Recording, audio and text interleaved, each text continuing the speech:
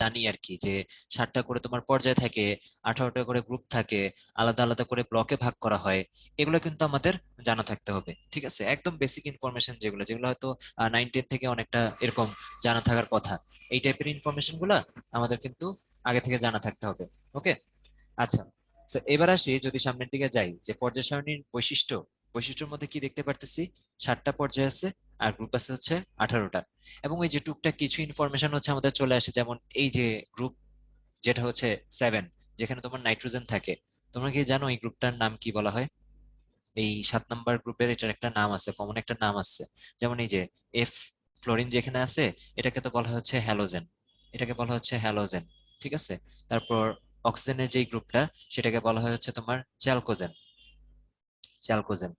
যদিও পোলোনিয়ামটা বাদ দিয়ে বলা হয়, প্রথম 4টাকে বলা হয়। যাই হোক, এগুলো হচ্ছে বই থেকেই পড়তে পারবে, আমি একটু জাস্ট আইডিয়া দিচ্ছি যে বেসিক কোন ইনফরমেশন গুলো আমাদের বই থেকে অবশ্যই পড়া উচিত। আচ্ছা, চমৎকার, নিকটোজেন। হ্যাঁ, হয়েছে। অনেকেই লিখছো যারা হচ্ছে একটু ইংলিশে লিখতে, যে স্পেলিংটা একটু হয়ে গেছে, আগে খুব সম্ভবত একটা পি আছে, হ্যাঁ। নিকটোজেন স্পেলিংটা হচ্ছে এরকম, মানে ঠিকই আছে তোমাদের লেখা, বাট খুব সম্ভবত এই যে সাইকোলজির বানানের মতো, সাইকোলজি উচ্চারণ করে এস দিয়ে শুরুতে যেরকম পি থাকে, ওরকম নিকটোজেন শুরুতে খুব সম্ভবত একটা পি আছে। তো এই যে নিকটোজেন হচ্ছে তোমার নাইট্রোজেন শ্বাসরোধকারী গ্যাস হিসেবে পরিচিত নাইট্রোজেন, ওই জন্য হচ্ছে ওইখান থেকে তোমার নিকটোজেন বলা হয় এই মৌলগুলাকে। তারপর অক্সিজেন, সালফার, এগুলো তোমার আকরিকের মধ্যে পাওয়া যায় অনেক বেশি। ওইখান থেকে ওই যে কপারের আকরিক আছে একটা, চ্যালকোসাইট, 9-10 নামটা পড়ার কথা। তো ওইখান থেকে তোমার চ্যালকোজেন নামটা আসছে। হ্যাঁ, তারপর হ্যালোজেন হচ্ছে সামুদ্রিক লবণে থাকে বিভিন্ন হ্যালাইড হিসেবে, যেমন সোডিয়াম ক্লোরাইড কক্সবাজারের পানিতেই তো আছে, তাই না? অনেকে এক্সপিরিয়েন্স করার কথা, অনেক সময় ওই গেলে মুখে ঢুকে ঢুকে যায়। সো ওই তো ওইভাবে তোমার এই নামগুলো আসছে। তো বাকিটা হচ্ছে এরকম, যেই যে স্পেশাল নাম থাকুক, ওগুলা একটু আমাদের মনে রাখা উচিত। যেমন এই যে এগুলাকে তোমার বলা হচ্ছে কি জানি বলো তো, এটা 9-10 পড়ছো? ইন্টারের সব বইতে না থাকলে 9-10 পড়ার কথা। আমি জাস্ট একটু আইডিয়া দিয়ে নিচ্ছি যে বেসিক ইনফরমেশন যেগুলো একটু টুকটাক আইডিয়া থাকা উচিত। এই যে লাস্ট যে 3টা মৌল আমি আইডেন্টিফাই করলাম, কি বলা যায়, যাক, এটা আমাদের খেয়াল আছে, তাই না? বা কমন সেন্স। এই যে কপার, তামা, তারপর সিলভার, রূপা, হ্যাঁ, তারপর গোল্ড, স্বর্ণ, এগুলো দিয়ে তো কয়েন টয়েন বানানো হয়, তো এদেরকে বলা হয় হচ্ছে কয়েন মেটাল, কয়েন মেটাল বা মুদ্রা ধাতু বলা হয়। এই যে এই ধরনের বেসিক ইনফরমেশন গুলা জানা থাকার কথা একটু বলতেছি। হ্যাঁ, বাকিটা তো বললাম যে যে যে বই পড়বা, বইয়ে তো অনেক কিছু ডিটেলসে দেওয়া আছে। আমি এখানে সবগুলা যে বলে ফেলছি তা না, আমি একটু জাস্ট ধারণা দিচ্ছি যে মূলত হচ্ছে কোনগুলা আমাদের একটু মনে রাখতে হবে। হ্যাঁ, এটাই আর কি। আর এই যে লাস্টের দিকে যেগুলো আছে, এগুলো তো আমরা সবাই জানি, এরা হচ্ছে কি নিষ্ক্রিয় যে গ্যাস আছে আমাদের, তাদের, হ্যাঁ, ইনার্ট গ্যাস, ইনার্ট গ্যাস বলা হয় এদেরকে। এই আর কি। তো তোমাকে ওইভাবে, মানে অনেক সময় কি হয়, গ্রুপ ধরে জিজ্ঞেস করলে, হঠাৎ করে জিজ্ঞেস করলো যে গ্রুপ 3, হ্যাঁ, হঠাৎ করে এইভাবে জিজ্ঞেস করলো গ্রুপ 3 এর, সরি গ্রুপ 3 না, কোনটা বলা যায়, গ্রুপ হচ্ছে তোমার 17 যদি বলি, ঠিক আছে? গ্রুপ 17, গ্রুপ 17 যদি হঠাৎ করে এরকম বলা হয়, তো তখন হচ্ছে অনেকের মাথায় কাজ করে না, আচ্ছা 17 কোনটা, গুনতে হয়। সো এইটা একটু এইভাবে খেয়াল রাখতে হবে যে হ্যাঁ, 18 হচ্ছে, 18টা দিয়ে মনে রাখার সুবিধা, ঠিক আছে? 18 হচ্ছে নিষ্ক্রিয় গ্যাস, তার মানে এর ঠিক আগেরটাই হচ্ছে হ্যালোজেন হবে। তার মানে 17 হ্যালোজেন, 16 হবে হচ্ছে চ্যালকোজেন, 15 হবে হচ্ছে নিকটোজেন। এইভাবে আর কি একটু মনে রাখতে হবে, ঠিক আছে? এই আর কি। আচ্ছা, তো ইঞ্জিনিয়ারিং এর ক্ষেত্রে কোয়েশ্চেন গুলো যেরকম হয়, সেগুলো হচ্ছে তোমার যে এই টাইপের খুঁটিনাটি ইনফরমেশন থেকে যে অনেক বেশি আসে তা না, এমসিকিউ জাতীয় পরীক্ষাগুলোতে এগুলো বেশি আসে। তো ইঞ্জিনিয়ারিং এ যে ধরনের প্রশ্ন আসে আমরা সেগুলো দেখবো, কিন্তু যেটা বললাম যে মাত্র যেহেতু পড়া শুরু করছো, আর আপাতত যেহেতু শর্ট সিলেবাসের টপিক গুলাকে বেশি গুরুত্ব দিয়ে তোমরা পড়বা, এই জন্য হচ্ছে এখান থেকে যাতে কোনো ডিটেলস মিস না যায়, বইয়ে লাইন বাই লাইন যেভাবে পড়া যায় সেগুলো এরকম পড়ার চেষ্টা করবো। যেমন গ্রুপ 1 কে আমরা ওই যে আরো কয়েকটা আমার মনে পড়তেছে এখন, ক্ষার ধাতু বলি, তাই না? হাইড্রোজেন বাদে আর কি, অবভিয়াসলি এগুলাকে ক্ষার ধাতু বলি। তারপর এগুলাকে বলি হচ্ছে মৃৎ ক্ষার ধাতু, মৃৎ ক্ষার ধাতু এরকম বলি। ল্যান্থানাইটস আছে, অ্যাক্টিনাইট আছে, এগুলা আর কি, ঠিক আছে? আচ্ছা, আহ কে জানি বলছে মিনহাজ, ম্যাজিক নাম্বারটা বুঝাই দেন, এটা কেমনে জানি মিলে গেল, তুমি বলার সাথে সাথেই চলে আসছে, ঠিক আছে? জানি না কেমনে মিলে গেল, মিলে গেছে আর কি, বলার সাথে সাথেই চলে আসছে ম্যাজিক নাম্বার। তো আমরা একটু দেখবো। হ্যাঁ সাদমাম, স্পেলিং ভুল হইলে হইতে পারে, ওইদিকে আমরা না নজর দেই, আমরা হচ্ছে আপাতত মেইন জিনিসটা বোঝার চেষ্টা করি। তুমি যদি জেনে থাকো সঠিকটা, সমস্যা নেই, ঠিক আছে? আচ্ছা, সো ম্যাজিক নাম্বার বেসিক্যালি কি হয়, যে আমাদের অনেক সময় আহ যদি কোনো একটা পরমাণুর ইলেকট্রন বিন্যাস বের করতে দেয়, তো ইলেকট্রন বিন্যাস বের করার জন্য আমাদের তো মাস্ট জানতে হচ্ছে তোমার তার মধ্যে আসলে প্রোটন কতটা আছে, তাই না? আর একটু যদি পিছন থেকে আসি, জেড কি সেটা জানতে হয়, মানে জেড হচ্ছে পারমাণবিক সংখ্যা, সংখ্যা, পারমাণবিক সংখ্যা। সো ব্যাপারটা কিরকম একটু দেখো তো। পারমাণবিক সংখ্যা জানতে হয়। এইটা জানলে তুমি বলতে পারবা প্রোটন কতটা, সেটা জানলে তুমি বলতে পারবা ইলেকট্রন কতটা, আর এটা জানলে তুমি আলটিমেটলি ইলেকট্রন গুলোকে বিন্যাস বা সাজাইতে পারবা। এটাই।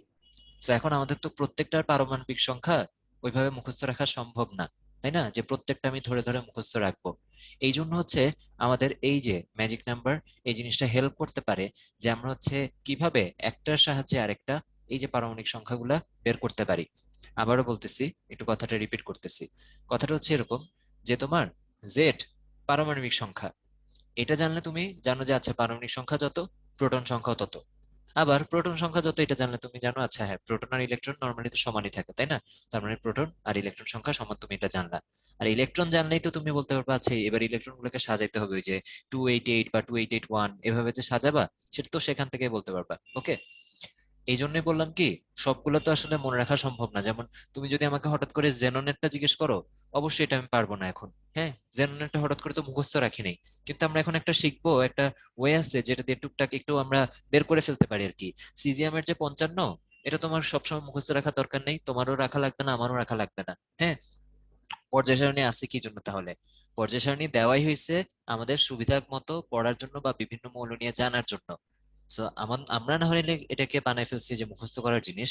জিনিসটা কিন্তু আসলে ওইভাবে মুখস্থ করার জিনিস না। হ্যাঁ, অনেকে আছেন ওই যে 1 থেকে 120 বা যতই হোক ওই যে মুখস্থ বলতে পারে যে ওইটার মধ্যে কোনো ক্রেডিট নাই, কিন্তু এটা কিন্তু মুখস্থ করার জন্য দেওয়া হয় নাই। এটা দেওয়া হয়েছে হচ্ছে মৌলগুলার ব্যাপারে জানার জন্য বা তাদের ব্যাপারে ডিপলি জানার জন্য, একসাথে পড়ার সুবিধার জন্য। ঠিক আছে, যাই হোক, সেটা অন্য টপিক। তো এবার আসো যেটা বলতেছিলাম, সংখ্যাগুলো তো আমাদের পক্ষে র্যান্ডমলি মনে রাখা সম্ভব না। এই জন্য আমরা ওই যে একটা প্যাটার্ন মনে রাখতে পারি। ওকে, তোমরা অনেকে চ্যাট বক্সে লিখতেছো দেখতেছি, এই যে 288 18 18 32।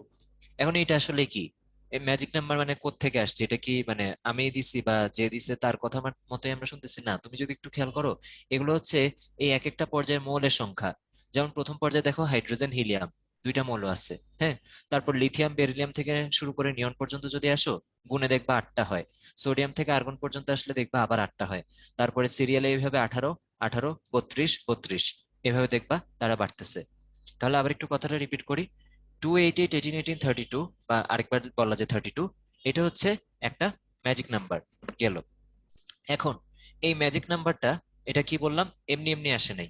এই ম্যাজিক নাম্বারটা আসলে এক একটা পর্যায়ে কতটা করে মৌল আছে সেটা, এবং খুব লজিক্যাল। কিন্তু দেখো আমরা যেহেতু জানি প্রথম পর্যায়ে একটা দুইটা দুইটা মৌল আছে, তার মানে 3 নম্বর মৌলটা যেটা, সেটা দেখো একের সাথে যদি আমি 2 যোগ করে দিই, তাহলে কি পেয়ে যাব?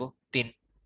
আবার ঠিক এর 8টা মৌল পরে যে, যেহেতু এখানে লিথিয়ামের পর টানা 8টা আছে, 8টা মৌল পরে যে আমি যদি 3-এর সাথে 8 যোগ করে দিই, আমি পেয়ে যাব 11। আবারও যেহেতু 8টা আসে, তাই 11-এর সাথে আবার 8 যোগ করে আমি পেয়ে যাব হচ্ছে 19। তো এইভাবে সিরিয়ালি হচ্ছে 18 যোগ করলে পরবর্তীতে পাবো রুবিডিয়াম, আরো 18 যোগ করলে পাবো সিজিয়াম, আর 32 যোগ করলে আমরা পাবো হচ্ছে ফ্রান্সিয়াম। তাহলে আবার বলি একটু, এবার অন্য একটা গ্রুপের উদাহরণ দিয়ে বলি, ঠিক আছে? এবার হচ্ছে ডান পাশেরটা দিয়ে একটু বলি।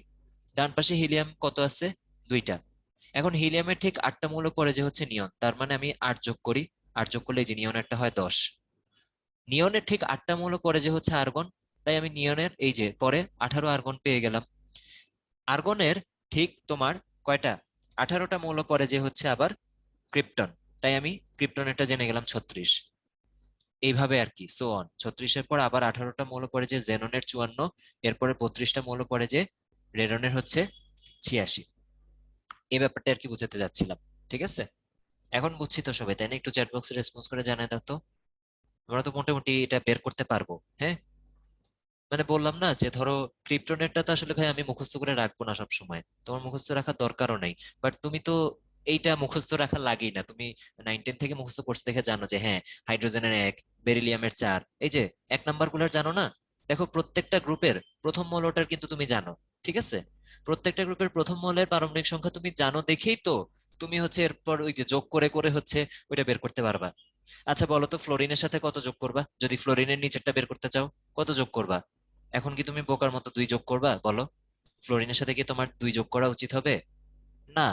ফ্লোরিনের সাথে আমরা ওই যে 2 8 8 6 দেখে 2 যোগ করে দিব তা না। আমরা দেখি যে ফ্লোরিনের 8টা মৌল পরে যে হচ্ছে ক্লোরিন, তাই ফ্লোরিনের যে 9, এই যে ফ্লোরিনের হচ্ছে 9, এই 9-এর সাথে আমি 8 যোগ করে 17, এটা বলবো হচ্ছে ক্লোরিনের। ঠিক আছে, মানে আমরা ম্যাজিক নাম্বার ইউজ করতেছি, হালকা ট্রিকও অ্যাপ্লাই করতেছি, কিন্তু বুঝে বুঝে করতেছি। ওই যে 2 8 তো ভাইয়া ওই যে হাইড্রোজেন আর হিলিয়ামেরটার জন্য, কারণ ওরা একই গ্রুপে আছে দুইটা। হ্যাঁ, বাট পরের জন্য যেমন এই যে বেরিলিয়াম যদি 4 হয়, ম্যাগনেসিয়াম তো 6 হবে না, ম্যাগনেসিয়াম এই যে 4 যোগ 8, কারণ কি 8টা পরে যে এই যে 12 নম্বরটা হচ্ছে তোমার ম্যাগনেসিয়াম। এই সিরিয়ালটা এইভাবে আসে, ঠিক আছে? আচ্ছা, হোপফুলি বুঝতে পারছো।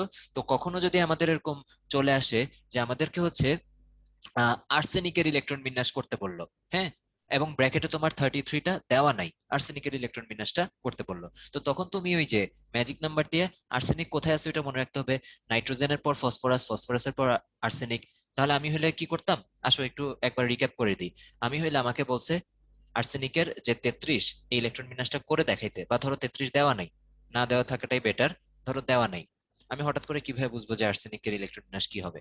বুঝবো আমি এইভাবে যে আর্সেনিক নাইট্রোজেন আর ফসফরাসে পড়ে আছে, তাহলে আসো হিসাবটা করি। নাইট্রোজেনের 7, 7 যোগ 8, 8 7 15, 15 পরে আমি যদি আরো 18 যোগ করি, হয়ে গেল 33। তার মানে এই যে এই 3 নাম্বারটা, এটা হচ্ছে আর্সেনিক। এবার বাকিটা ওই যে তোমরা ইলেকট্রন বিন্যাস এসপিডিএফ এর যে নিয়ম, সেটা করতে পারো, ঠিক আছে? ওকে, অনেকদিন পর কেমিস্ট্রি পড়তেছে মনে হয় অনেকে, তাই না? তো শুরুতে এই জিনিসটা দেখে কেমন লাগলো একটু বলো। অনেকের জন্য হয়তো নতুন হইতে পারে। একটু চেষ্টা করবা যেটাই পড়ো বুঝে পড়ার। তোমরা যারা ইঞ্জিনিয়ারিং প্রিপারেশন নিচ্ছ, তাদের জন্য বুঝে পড়াটা খুবই ইম্পর্টেন্ট। হ্যাঁ, আচ্ছা, কারো কারো একটু কঠিন লাগছে।